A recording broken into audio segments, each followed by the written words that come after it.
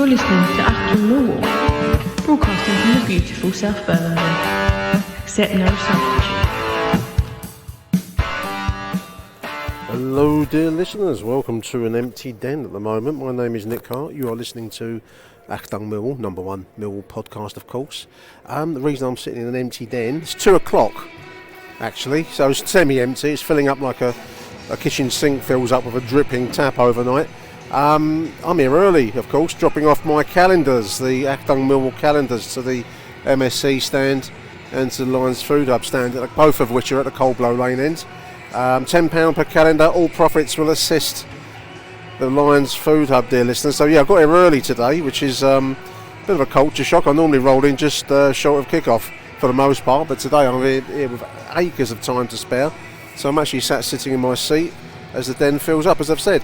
The team for today's New Dawn, as the club has it, on the official emails being sent out. New Dawn, the start of the Joe Edwards revolution, his home debut as head coach, of course, but the team just been announced. I think that's an unchanged side from Sheffield Wednesday, where we had that terrific 4-0 win, of course, up there at Hillsborough. I believe it's an unchanged side. I haven't checked that, so sue me if I'm wrong. But anyway, Bart in goal, back line of Murray Wallace, Jake Cooper, Harding, Wes Harding, Brooke Norton-Cuffy, then the midfield two of George Saville, Casper Denor, then a three, I believe, it's going to be George Honeyman, Zian Fleming, Ryan Longman, and then up front, Tom Bradshaw, who's international duties with Wales in the week. So what will we see today? I don't know about you, dear listener, but I've been anticipating this game really for the whole of the international break, ever since that fantastic win at Hillsborough. I do appreciate, as there's been a debate online, that you've got to keep a little bit of realism. I'm speaking to you at the moment, the brilliance of a cold sunny afternoon, an hour before kick-off, so you know nothing can go wrong at this point in the day. And in fairness to Sheffield Wednesday, they weren't the best side we'll ever see in our footballing lives, but they did create a couple of early chances, so we do have to be on our guard this afternoon. We're playing Coventry City, managed by Mark Robbins, but this is a massive day, and it does feel a little bit like a new direction has been taken by the club. I don't know about you, if you've been watching any of the interviews done by Joe Edwards since his appointment, but he comes across really well. He speaks intelligently. He doesn't sound like he's got the Ian Holloway disease of bullshit words, and he just comes over as a fantastic coach. I can imagine working with him will be an interesting and hopefully enjoyable experience for this squad of players. How we're going to perform this afternoon, don't know. He's promised front foot football, but Coventry aren't a bad side. They're in 20th position, a few places below us. We're obviously in 15th after that win up there in Sheffield, but Coventry come to us in 20th, so not doing particularly well as they would have hoped, so they'll be looking to get something out of today's game. And as we know, the monkey on our back has been home form. When was the last time you enjoyed coming to Millwall, dear listeners? Well, today hopefully that is the New Dawn. It's a beautiful sunny afternoon, as I've said, and what a day, what a stage to be set for the home debut of Joe Edwards. Now then, dear listeners, as you well know, before each show this season we do our Pundit Games question, and I've got a couple of Pundit Games here, questions here for you. punditgames.co.uk. Christmas is not far away now. Get that game ordered if you're looking to buy a beautiful football quiz game for the football head in your life. Various subjects, Champions League and Football League today, but you've got World Cup, England national team, international football, name the genre of football, and there's a subject, a pack of card questions in there. So anyway, just to give you a little teasy field for the questions, I'm going to ask you a Football League question today, and just as a contrast of the range, we're going to go for a Champions League question as well, so that'll give you a bit of taste of the range of posers. You get a series of questions, get 4 or 5 in a row, and you score a goal and beat your opponent, played over 45 minutes. So that's the essence of the game. Anyway, first question for you this afternoon, dear listeners. This is a journeyman midfielder, Football League midfielder, who's made up more than 800 career appearances, scoring 176 goals along the way across a whopping 20 clubs in the EFL and non-league. After retirement, he had a brief spell as manager at Leeds United in 2014-15. He's currently managing Sheffield United women's side. He's actually in the table of most appearances in the Football League all time, behind Terry Payne Graham Alexander, Peter Shilton, Tommy Hutchinson. So journeyman, I believe he played for Crystal Palace at one point, if I'm right. So there's a Football League question. Second question is an Ivory Coast player, made in France as they put it. People often forget he's part of an exclusive club of players who've scored the winner in a Champions League final. He signed for Marseille from Auxerre. The powerful defender scored a beauty against Milan to clinch the 1993 European Cup. England fans might remember him headbutting Stuart Pearce at Euro 92. So a French national type player, 45 appearances for the French national team, 86 to 93. He played for Marseille, 131 appearances, Auxerre from 1983 to 90, Marseille 1990 to 94. Then he played for Rangers up in Scotland, 28 appearances, in Monaco and in Japan for the Urawa Reds. So an Ivory Coast international who headbutted Stuart Pearce. So there's your two questions. We'll do the answers to those at half time, I think, dear listeners. Punditgames.co.uk, that's a taste of the kind of question you get on this fantastic football quiz game. So there we are. Team news done. I'm going to come back once the two teams are coming out to start the game. Just before we get into the main part of today's action to this, I just want to give a shout out to two colleagues really. Number one, John Rankin. I want to give a shout out to John Rankin. John's been not very well this week. I don't know if he's going to be here today. He said he might be, and I bet he will be. But John has joined myself in the the kind of club you don't want to be a member of, which is the Stent Heart Attack Club. So, but big shout out to John. I spoke to him a couple of times this week. He's a regular contributor on our voicemails and on the show. And I bet he's here today. He was talking about coming down today. He was only come out of hospital on Monday. But anyway, if you do or you don't, John, look after yourself, mate. Big shout out to John Rankin, wishing you all the best, mate. I'm still here after 2.5 years, and you will be too, mate. And second shout out, if I may, to another contributor. I haven't heard from Barry for a while. This is from Barry Moon. He messaged me on X, on Twitter. Can I have a shout out for my son, Gary Moon, who died at 55 years old? Big Millwall fan, thank you. I don't know if that's recent, Barry, or if that's a while ago. Condolences from everyone that listens to the show for that loss, mate. 55 years old, wow, that is no age at all. Thank you very much for that, Barry, and I'll message you privately, mate. Big thank you for that. Achtung, Millwall. I didn't have my recorder running, dear listeners, but it was the weirdest moment in a long while here at Millwall. I'm just sitting in my seat up in Birdshit Corner, and the steward comes across a fairly well-populated Block 1 to me to ask if I'm sitting in the right seat, which I actually am. Row S. I actually am sitting in my right seat, which is maybe an unusual event, I don't know. And he wanted to look at my season ticket to check it, but I don't know why he did that, and I'm going to have to ask out of curiosity. It's a very weird moment. But anyway, we are awaiting the entry of the two teams. I don't know about you, I'm feeling kind of edgy. The big build-up all week of a new dawn and the Joe Edwards revolution, etc., etc. It needs to be delivered on now, doesn't it? And anyway, here come the two teams. Coventry City in their sky blue. Millwall will be wearing dark blue and white as per normal. I'm still a bit buzzed from the steward. I mean, what's that all about? Anyway, move on.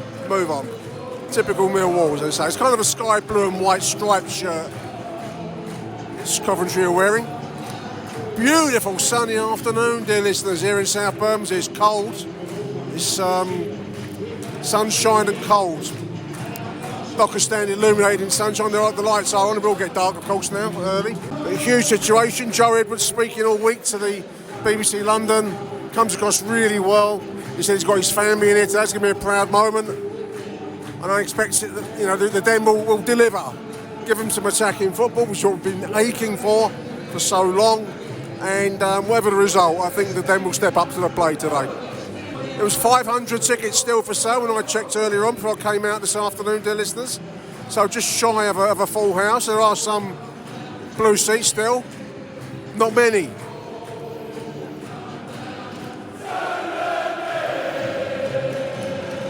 Lines in full voice.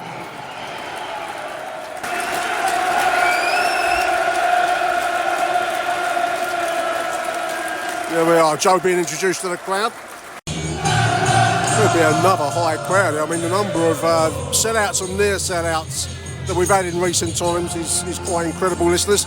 Fair play to the marketing team. I do see a lot of continental bums on seats around me. But that's the way we're going to fill the den, listeners. So well done, Millwall marketing team. I get slagged a lot for these, outsiders coming into the den, but that's the way we're going to progress. Anyway, two teams lining up. It's going to be Mill to kick off, attacking the away end. As per the dictums of the Venerable Bede, writing in 9th century England in Oldie English, in his Anglo-Saxon Chronicle, "Ye Millwall shall attacketh the away end in ye first half," he wrote. It's going to be goal hero George Saville last week, 2 weeks ago, who kicks us off. Away we go. Front foot football is what we've been promised. Let's see how it goes. Bit of sophisticated knocking a ball around the back. I mean, we won't face another team as lax in their defending as Sheffield Wednesday. It's a little push on Tom Bradshaw. The referees missed that. But certainly going forwards last week, I felt we looked pretty good, pretty sharp. 4-0 win, does its own talking. But that said, Sheffield Wednesday did create a few chances, early on at least. And decent teams will take those chances, so we've got to be a bit careful. Just to dampen your, be a buzzkill. Dampen your enthusiasm, curb your enthusiasm, as the show says. Some nice intricate 1-2s here inside the Coventry half. We're about a minute or two into the game. Apologies for my rather casual, probably minute or two stance. I can't see the stadium clock anymore, listeners, so I don't have that instant, precise timing that I pride myself on this show. It's been interesting listening to Joe Edwards over the past fortnight, listeners, because I was trying to explain the difference in coaching style to my wife, who is always an avid listener of anything to do with Millwall while she watches MasterChef.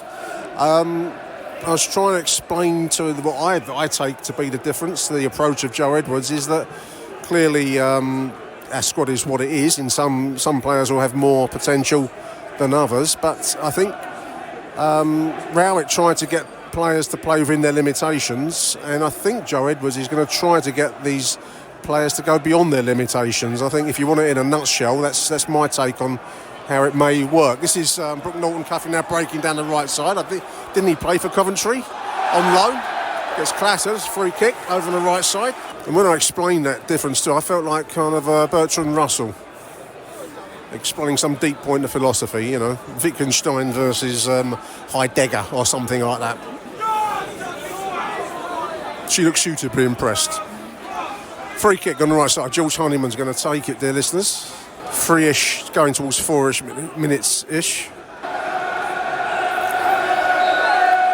I think it took a moment for the crowd to respond to an attacking play here. It didn't quite know what to do. Ball's into the mix. It's gone for a goal kick. Mill players are pleading for a corner, but not going to be given. Talking of Master Chef, I had a bratwurst from the German sausage stand concession behind the CBR. I got here early, as I've said already in the show, and I got a bit peckish, so I went and had a bratwurst. It was very nice. I've got to be honest. It's sharp contrast with the double pie mash that I had earlier on this season.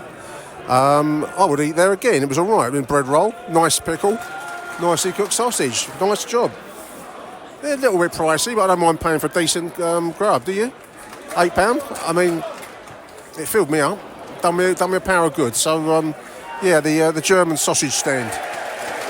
Coventry set up in banks to try and keep us at bay.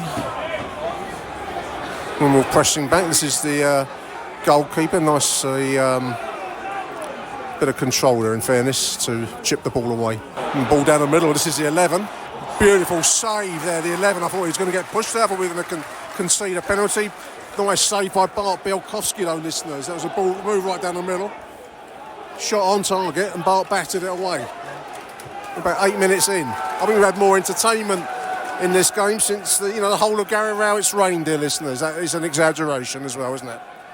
This is the 7 now breaking on the right side. We did look a bit open defensively at Sheffield, so Bart takes that neatly. Nicely done. Mill pressing well at the moment, dear listeners. This has got the crowd on its feet. Little 1-2, George Saville. That's going to take the deflection. It's going to be a corner.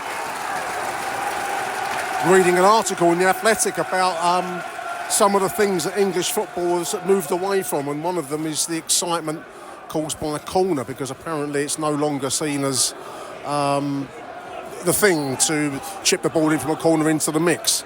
Now you play short corners a lot more at the top level. I always like a corner. I can't help it.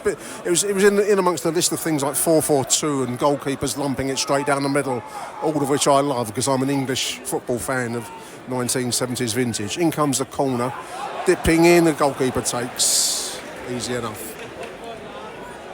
10 minutes, just over 10 minutes gone. Yeah, apparently short corners are de rigueur in amongst the circles around Pep and others of his ilk, whereas I like to see it lumped in the middle for a big header. This is Coventry now, 27 on the right hand side, balls into the middle, it's volleyed over. Wow, big chance there, Coventry. 11 minutes, dodged the bullet.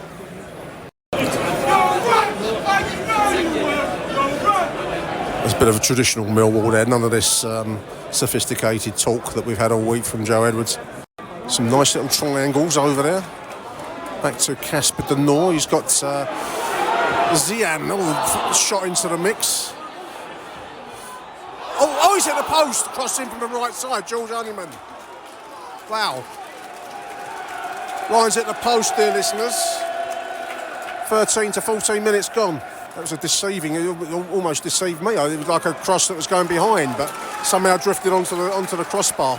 No, we were promised front foot football. We've certainly had that so far.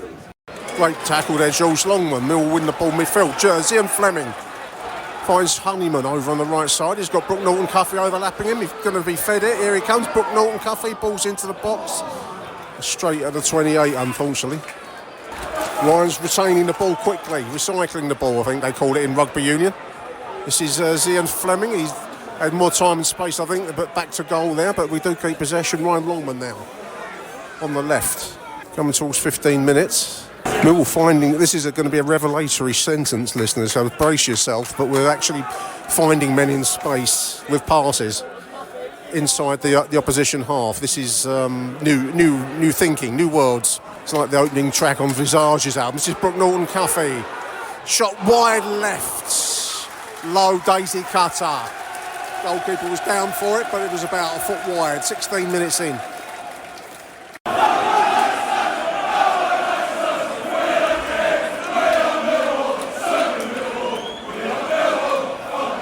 Playing the ball out from the back. This is another trend of our times, according to The Athletic. I'm going to keep quoting The Athletic to your listeners because it makes me sound kind of intellectual. As a bit different from quoting Sun Sport or something, isn't it? We're going to be missing the old days of the long over-the-top ball from Jake Diags, 35 yards. We'll be quoting it to our grandchildren and misty-eyed football in the old days. Anyway, that move breaks down. This is Coventry on the attack now. There's 7 on the right. Ball in, that's going to go for a corner, right-sided corner. 17 minutes. 18 minutes into it. It's been a bright start by Mill, in fairness. Both teams have had opportunities, but Mill's certainly playing a brighter style. I think that's evident from the opening 18. You know, I said about well done the marketing team, listeners, earlier on. You know, I made that little speech about how brilliant it is that we've got bums on the seats. I'm now surrounded by Germans. It's like the Battle of Bastogne here, listeners. I'm not so keen on it now. Can I change my mind? Halfway through the first half, listeners. 22 minutes. Been a bright start. I mean, both teams have had good opportunities. Mill obviously hitting the crossbar and looking bright going forwards. Coventry having a screamer of a chance, volley over the top. But both teams have looked like they want to get forwards, and you feel that goals will come. So the price of the Joe Edwards revolution is we look better going forwards, but we do leave opportunities. Yellow card there. Who's that? That's George Saville. Coventry players surrounded the referee. Wanted, I think, more than that. A little slidey tackle. Yellow card for him. There's Brooke, 23 minutes on the right side. I was thinking of Brooke Bonds, the PG Tips adverts. Probably wouldn't get away with those adverts now, would you? But animal use, chimpanzees. Very funny. As a kid, I rolled up at the PG Tips adverts, didn't you? Cooey, Mr. Shifter. Do you know the piano's on my foot? You play it, love. I'll hum it. All that. More applause down there for Kevin Nisbet and Billy Mitch. warming up.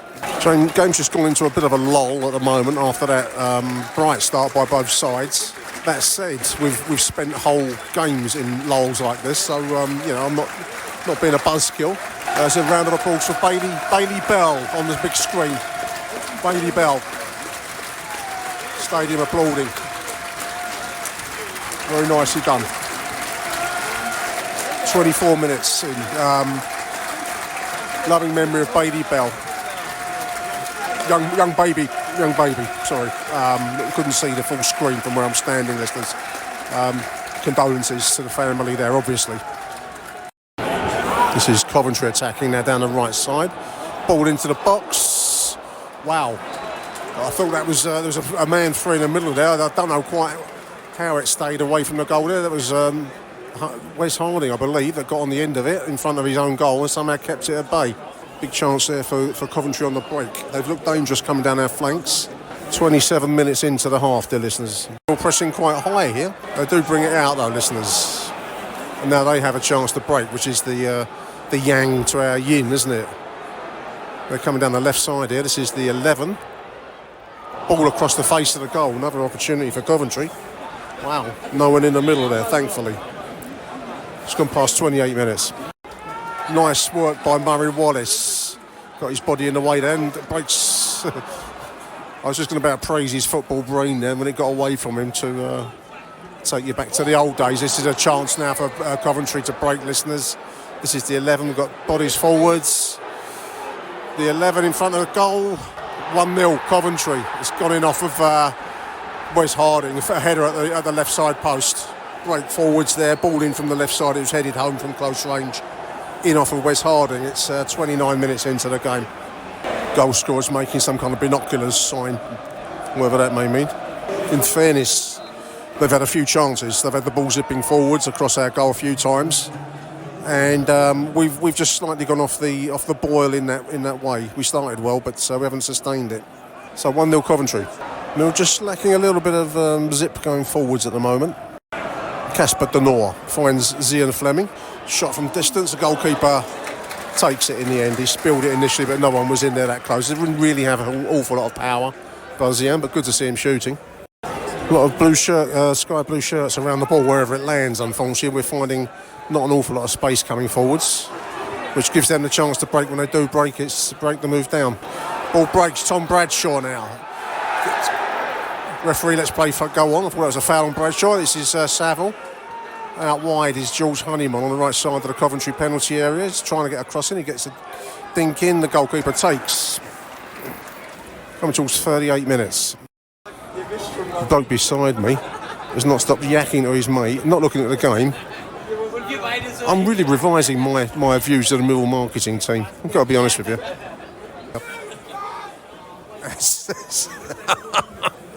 That's a more sophisticated review. It's the 7 going down the right side. He looks a dangerous little player, actually, the 7. Twisting and turning to the 27 side the middle box. Shot from the 28 now. On target. Bart bats it away. Last ditch stand defending, but Wes Harding does clear it in the end. There's a shot on target from the edge of the penalty area, which Bart managed to get down to, and Wes Harding cleared it, dear listeners. 42. It was 43 minutes. There's a Dutch flag behind the Coldblow Lane goal. Big one. Kind of thing the Dutch fleet might have flown in their attacks on the River Medway, which I've always thought was a good move. 43 minutes. It's been a disappointing half as it's gone along from the Lions. Early opportunities in the initial rush. Opportunity to score early on, hit the crossbar. In fact, as it's gone along, we've looked a little bit second best, in all honesty. And Coventry have grown into the half, so there's work to be done in the second half for me. Zian now coming down the left flank, operating on in a wing position here. Ball into the middle. Tom Bradshaw couldn't get anything on it. This is going to be George Saville slaps it into the goalkeeper. It falls to Zian Fleming. Can't get a clear shot on goal there from a very tight angle. It's cleared. Big chance there for Millwall. There's half time. Millwall 0, Coventry 1 at the break. As I say, bright start by the Lions, both sides bright start. The goal was really put Coventry in the driving seat at the moment. There's going to be work to be done in the second half. Achtung, Millwall. Just a quick interjection to post-match. I completely forgot about the Pundit Games question, dear listeners. Give you the answer to the two questions, which is unforgivable. So I'll put this together after the event. Hope it sounds realistic, and you are fooled into thinking I did remember it at the ground. But the answer to the two questions: the journeyman midfielder who was high in the ranks of Football League appearances, played everywhere, been everywhere, seen it, done it, bought the t-shirt, is Mr. Neil Redfern. Forgotten his name. I believe he played for Palace for a while. Neil Redfern, anyway, played over many clubs, currently managing the Sheffield United women's team, apparently. The second player, the international, the Ivory Coast French international, who headbutted Stuart Pearce, played at Rangers briefly, was Basile Bowley. Do check out punditgames.co.uk for this and these and many more questions like it. It's a great football quiz game for the football head in your life. punditgames.co.uk. Select the Achtung Millwall drop down, and the Lions Food Hub gets a benefit from each sale. So good calls too.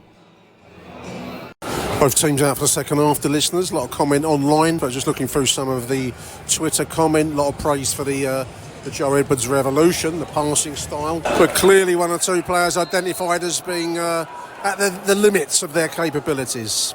Some nice passing movements by Millwall. We started off the half with that. We let that slide a little bit. Clearly that's been the Edwards instruction at half time to get back to that if we can do. Triangles moving forwards. Germans have all gone downstairs for ein Bier or zwei Bier. Well, in their case, the Zwölfbier. Bieren. My word, they don't stop yakking.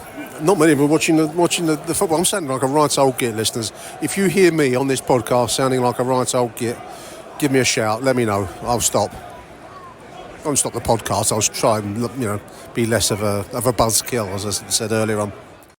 Darkness falls, as the man in Block 11 said already.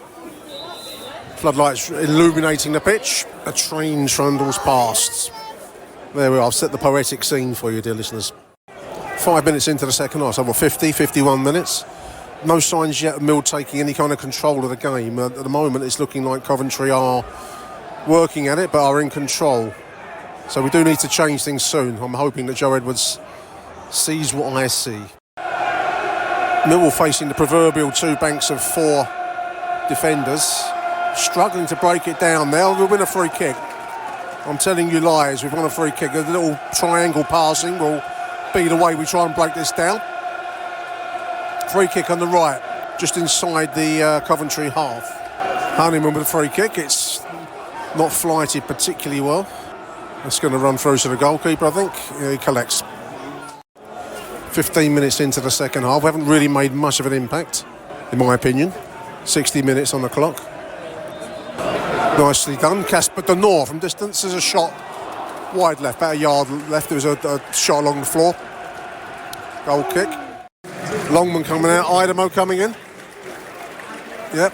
Idemo Marku coming in for Ryan Longman, who's not done a huge amount for me this afternoon, dear listeners. Idemo playing for his country in a week and assisted. Got an assist, I believe, for the Republic. This is de Noor. Duncan Watmore gets it on the right side. Ball into the middle. Crosses a Cole. Oh, shot wide by Joe Saville from the D. That's better, Millwall. We're looking more effective suddenly. 63 minutes. Mill desperately trying to claw their way into this game. There was a few moments ago. Obviously, it looked a bit brighter. Let's hope that continues. Idemo does well over on the left side there. Bit of energy there. It's gone the way back to the Coventry goalkeeper, unfortunately. This is Murray. Threads it forward, finds Zian. On the left, he cuts inside. What can he do? Little drifty run from Zian. Fleming just gets away with it. Gets away from him. Referee gives a free kick. Just couldn't get any space for a shot there, Zian Fleming. There's ball threaded down the middle of Coventry 8 from distance. Great save by Bart. Rebound is slotted home for 2-0. Murray caught for pace, listeners, I'm sorry to say. Great save from Bart. The ball was loose. Murray didn't get there quick enough. Slotted in for 2-0. Gives us a mountain to climb. 69 minutes. 21 minutes to go. Coventry spread play. This is the winger. Again, Murray found wanting pace-wise. That's a ball across the face of the goal. We dodge another bullet there, listeners. The winger is fast. Murray is as slow as I am. Oh, dear. Ticking to 75 minutes, listeners. A goal would change it. It would bring the crowd in. We've not had a huge amount to dine on in the second half. We've had hints of moments. We've looked better in passing at times. You can start to see the framework that Joe Edwards wants us to play, the revolution. One or two players have fallen a little bit short. They've been limited in what they can do. But in comes a free kick anyway, whilst I make the same points. There's a shot from Zian Fleming there on the volley, but it's into the melee. Falls to Saville, puts it over the bar. The moment there where glory flashed through everyone's heads, but didn't catch it right, over the bar high. 81 minutes, fans starting to drift for the exits now. This is Roman Esse coming in for Zian Fleming. This is the 9 from distance, straight at Bart. Bats it down quite neatly. He's played pretty well this afternoon, Bart, for me. We're on 85 minutes. Lions obviously 2 goals behind, so it's looking like a forlorn afternoon for Joe Edwards' home debut. What can we make of the game? We've still hints. Oh, ball breaks his Watmore. He was going to get a free kick there. He rides inside. It was cleared in the end by defensive. The referee let play flow there. He's shown a yellow card after the event. We might have got a free kick out of that, but Watmore was allowed to go on. As it is, it's a throw in from the left side. Yeah, we've struggled to break down a pretty solid and packed Coventry defence. We've tried the triangle passing route and we look more effective. I mean, this is the way that we're going to get some pay dirt here in this division. Ball in from Watmore. There's a header at the near post by Nisbet as wide. A lot more effective than we have looked. Nevertheless, it's still a loss and it's still a defeat, and a justified defeat in my opinion.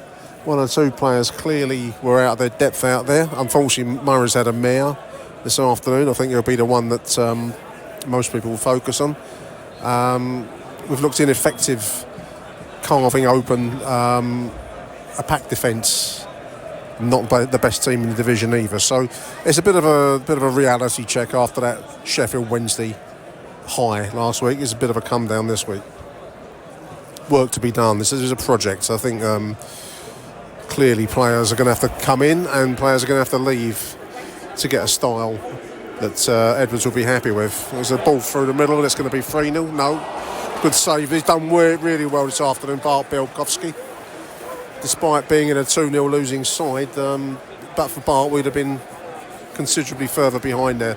Shot blocked on with his legs, gone for a corner, left side corner. 87 minutes. Ball's into the box. That's tapped home at the far post. Flight beat Bart there. I was just praising the flight beat Bart there. No one on the far post. 3-0. Busy week ahead. Game at Ipswich on Wednesday night. Ball into the box. Somehow it stays out of the net there, buzzing around in front of goal from the corner.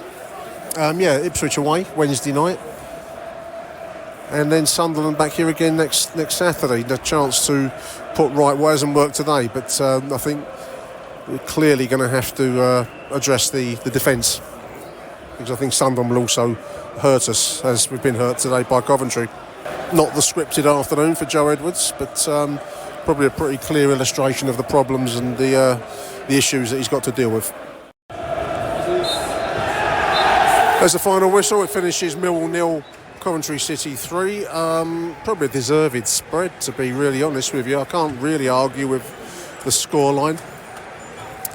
Much more possession. I think someone said at half-time that we had some 60% plus possession rating, so that will make the XG crowd happy.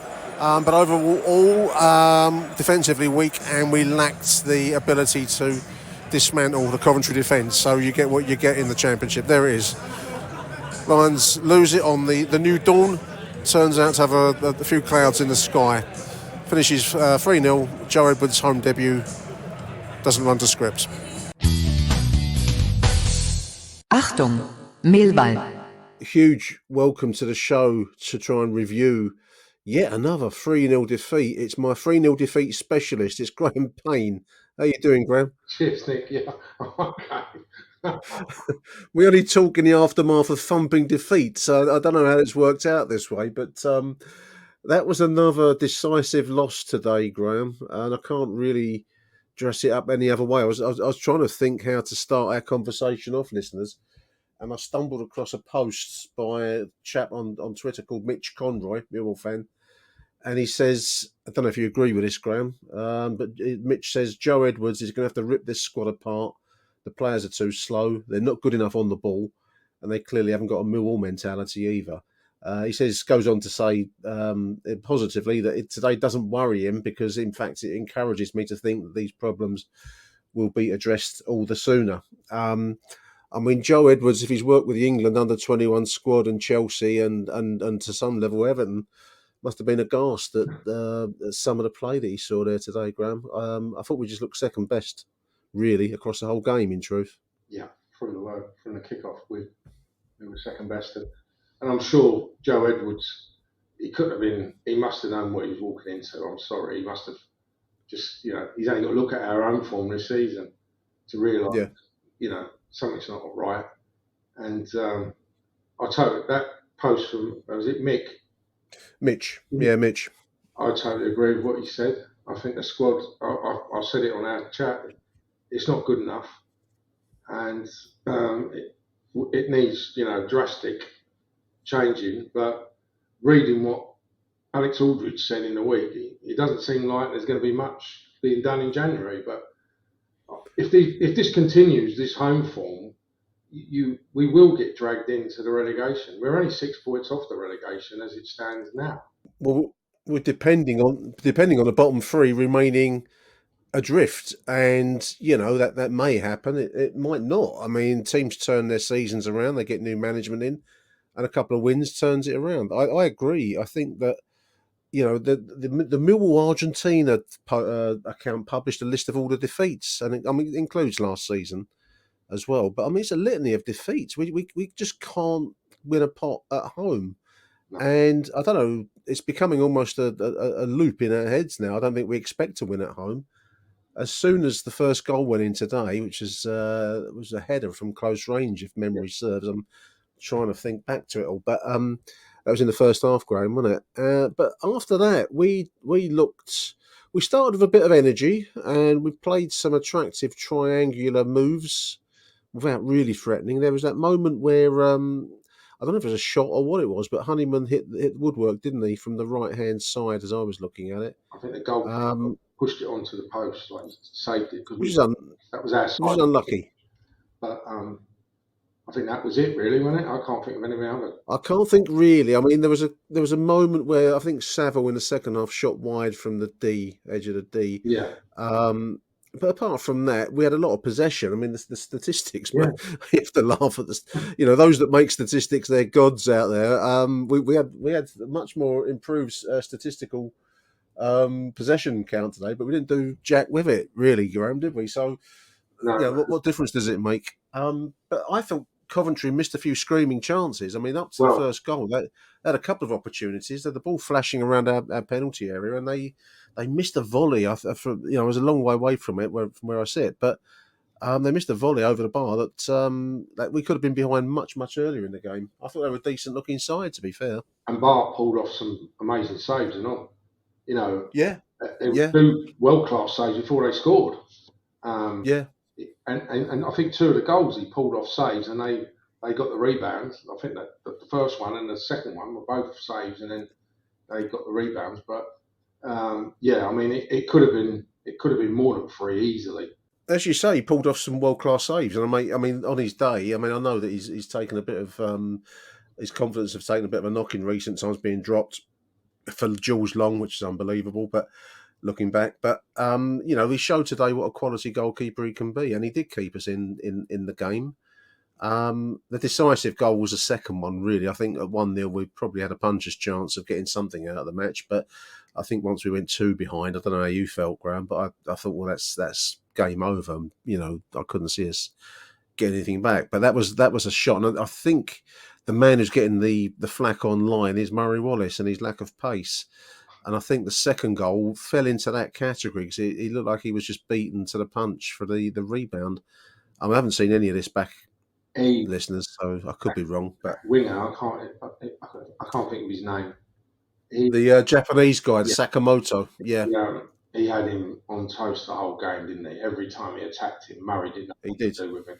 And it was one of them, Murray has 2 or 3 of them games a season where he comes up against a winger who's obviously quicker than him, and he just can't deal with it. And No. Unfortunately, he's been I'm not going to dig him out, Murray Wallace. There's more than just Murray Wallace that needs to go. There's a lot of players that are not up to championship level, in my opinion, in that squad. And I'm sure Joe Edwards realises that. Well, if he had his eyes open today, you would see the scale of the problem, because I think 2 weeks ago, not last week, but 2 weeks ago, was a slight kind of false dawn. They were calling today a new dawn, but I think that was a false dawn the last win at Sheffield Wednesday, an unusual result, because today felt a bit more like realism.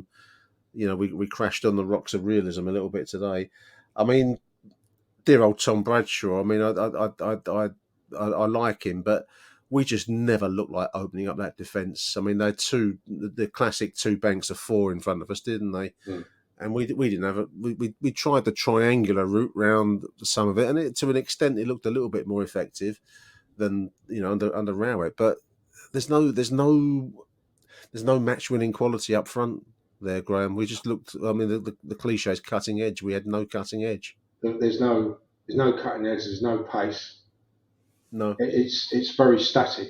The only person who looks like creating something is Norton Cuffy when he runs at the defence. But he seems to just run down blind alleys, or he doesn't look up half the time and try and pass. But he's our only outlet. But the lack of pace in the side, you only had to look when Coventry broke. They had 4 or 5 players breaking on us. Yeah. There was one instance in the first half.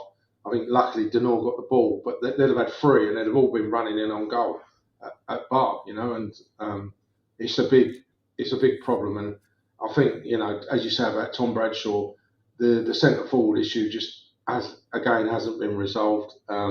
We need someone who can hold the ball up. It goes to Bradshaw and it just pings off him. They're going to play that way, one up front. And it wasn't. You can't say today they were lumping it up in the air to him, because they weren't. It was on the ground. No, it was on the ground.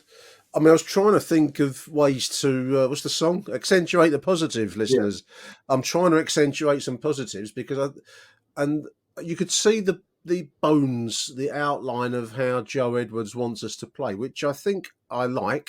Yeah. I'm going back to when it was 0-0 in the first half. It was a bit end-to-end, favouring Coventry, in my opinion, but we had some moments, we had some chances, and we were looking to pass the ball. I think I remember commenting at one point, we're passing the ball to our own players, which felt like a refreshing new direction, rather than hit it into the channels and chase, But you need better players to do that, Graham.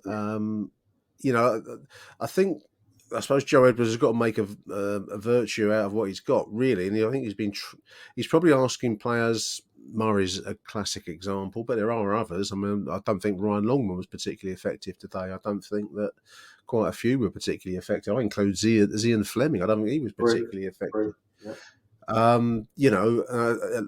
We presume he's got the ability to be better because he's got this kind of talent reputation. Well, it's probably time to start showing it, Zian, because you are now at the championship level, and if he wants to go any higher, you got to start demonstrating how you're going to do it. Because I contrast it with the Japanese winger, Graham, who I thought was, you could see him playing at a higher level. He's fast, he was quick. Yeah. Maybe he wants a bit of polish, but blimey, that looks like a player that I'd give my right arm for in our side. So Joe's got a lot on his plate, and I think that he's going to be coaching can only do so much. I think there's going to have to be some changes across the squad, because I don't think we're good enough. Same point that quite a few are making online, to be honest. But we do need, probably January is going to be a big month for us. I know there's no money, but we're going to need to find something from somewhere that's going to change our season, because at home we just look adrift, don't we?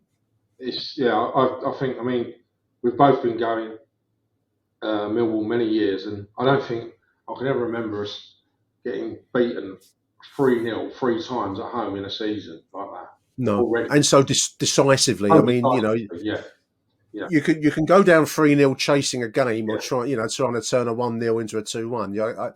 We've all seen games like that, and you have to take those. But that's not been what we've seen, Graham. We've been decisively beaten, and we were decisively beaten. It's not beat around the bush, listeners.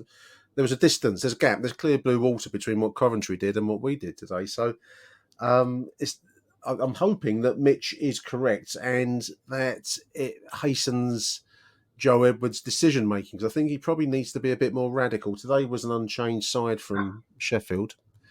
I don't know what I don't know how some of the younger players will adjust to life in the Championship. Probably, it's a chance to find out because the old guard are starting to look very sluggish. You got to go. You got to say the recruitment in. I'm going back to the summer now. Apart from Denore, has been poor, hasn't it? None of them. Very poor, very Very average. I mean, Longman looks an average player. I don't really know if we. I can't believe that some of our youngsters couldn't do a better job than say Ryan Longman today. I wonder really, Graham, whether that 4-0 win at Sheffield held back by a game the necessary decisions. But probably no manager would want to change a side that's just gone away from home and put four past. Perhaps a weak side, the weakest side, but you're probably not going to make a change on the back of that. I don't think he'll have that. He'll have that kind of restriction on him, or we won't feel that shackle on him now because I think we did see the limit of some of these players, and we're going to go to Ipswich on Wednesday night, and they're where are they? They're flying at the moment. They're second in the table on 39 points. So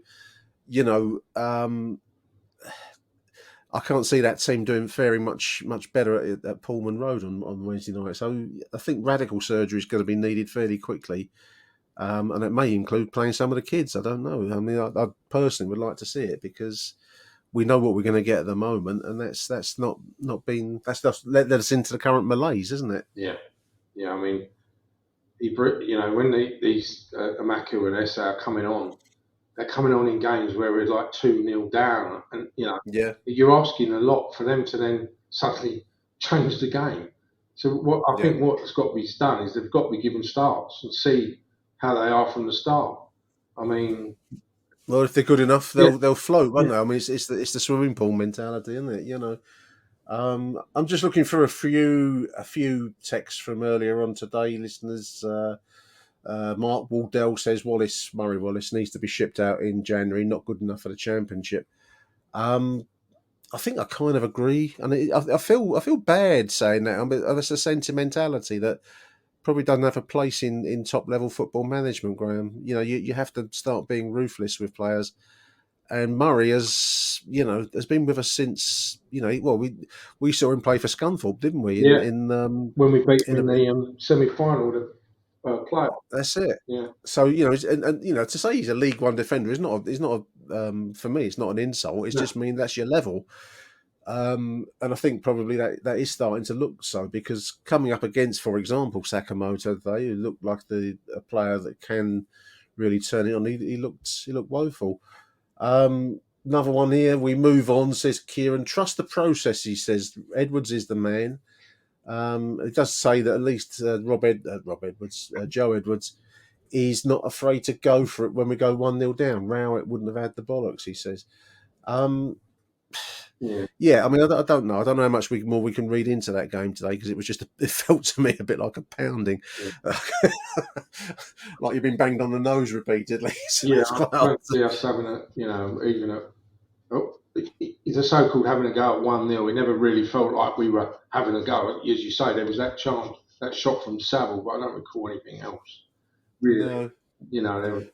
It was some passing movements, but it all seemed to break down. And as you say, once the second goal went in, everyone knew that was it. We were done then. Game over. Yeah. 1,000. I've written this. This is quite poetic, actually, listeners. I've written this in my notes. I was trying to think what to say to Graham because we're not long home from the game. I've written down 1,000-mile journey begins with a first step, so it feels like 2,000 to go after today. You just doubled it. That sounds clever. I don't know how to build that in, but I'll just throw it in there. Yeah. Another thing is it's another 18,000 crowd we've had there today, Graham. Unbelievable the gates we've been getting this season, considering how bad it's been. Gone to waste. 18,067 was the attendance today. I was surrounded by Germans who got right on my weak listeners, but that's another story. But yeah, I mean, it's quite something to keep wasting full semi-full houses, isn't it? Only Millwall can do that. Other teams would regard that as a powerful, motivation, but somehow we seem to contrive to throw it away. I think this season is probably the best average at the Den in all the years, really. I mean, we've had a lot of 18,000 gates this season, haven't we? Even the missed promotion season, some of the big games. But I'm going back to 2001 too, when we finished up with Birmingham in the playoff. I mean, the biggest games as it was starting to come into sight. I mean, I think we got 17,000 against Wolves. Yeah. I remember that.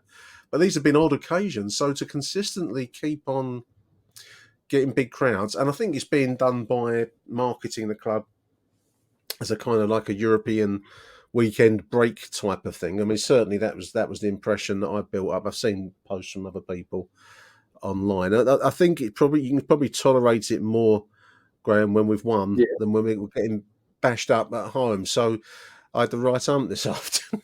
Yeah, I got my tits. But I think you can put up with it more, and you can probably enjoy it more when the football's good. So I mean, I don't know about you, Nick, but today I was imagine most of us who went there today. Really, looking forward to going there. A new start. I did. Yeah. You did won the first game at Sheffield 4-0, and you think, oh yeah, we'll get a win today. And no, it's reality. Yeah. Reality check. I think that's probably the best way we can leave it. And I think it's going to. Well, we've got a big week ahead of us. We've got Ipswich on Wednesday, which is going to be a tough game, Graham. Yeah. Another tough one next Saturday at home to Sunderland. So. Baptism of fire for Joe Edwards. Let's see what changes he makes. I mean, I can't believe that side will remain unchanged at Pullman Road or next week. It's going to be interesting to see what changes he does make. I think Ryan Leonard must come back in straight away. I don't know what, he's back fit now, and I noticed he was on the bench today. Yeah, I would also think about starting Idemo Marku. I mean, I don't know if he's got 90 minutes in him, the boy, but let's see because he brought pace and hunger when he did come into the game. He didn't have much support with him. I think also Zian needs a rocket up his arse. He's a good player. We all know he's a good player. But as we've said already, it's time to start showing it now because you can't just drift around. I exclude Casper De Noor because I think he's consistently a good-looking player, and I think he does. He passes well, but.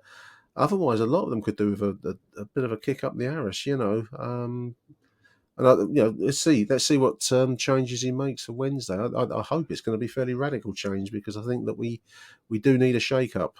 I think, as you said, I think because they'd won that first game 4-0 at Sheffield, it would have been hard for him to change the team. But now, I think he'll realise that sentiment goes out the window, and I think there will be changes on Wednesday at Ipswich. I would have thought. And Alan Campbell was lurking on the bench. I mean, what the point of him is, I don't know. I mean, he didn't do much when he did play, and now he's not contributing at all. So I don't know what the purpose or plan is with him. But, them two loans, I wonder if can they go back in January, or have we got them for the season?